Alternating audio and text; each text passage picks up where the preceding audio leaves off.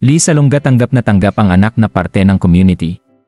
Sa mundo ng showbiz, madalas nating makita ang mga sikat na personalidad na nagbubukas ng kanilang buhay, ngunit bihira ang may ganitong klase ng malasakit at pagmamahal katulad ni Lee Salonga, ang kilalang mga awit at aktres.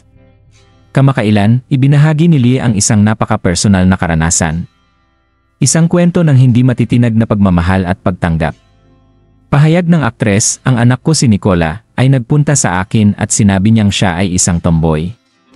Gusto kong linawin, para sa akin hindi ito isang tanong ng pagtanggap, kundi isang pagkumpirma ng pagmamahal at suporta na laging nandoon para sa kanya.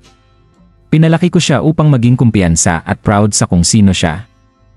Bilang isang ina, ang sagot ni Lia ay isang magandang halimbawa ng walang kondisyon na pagmamahal.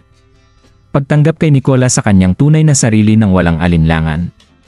Ang proseso ng pag-unawa, pagtanggap at suporta ay napakahalaga sa bawat pamilya, at ang bukas na pag-isip ni Lia ay talagang nakaka-inspire. Marami sa atin ang may pag-aalala kapag ang ating mga anak ay nagpapahayag ng kanilang pagkakakilanlan, ngunit si Lia, sa kanyang pagiging mapagmahal na ina, ay pinili ang suporta.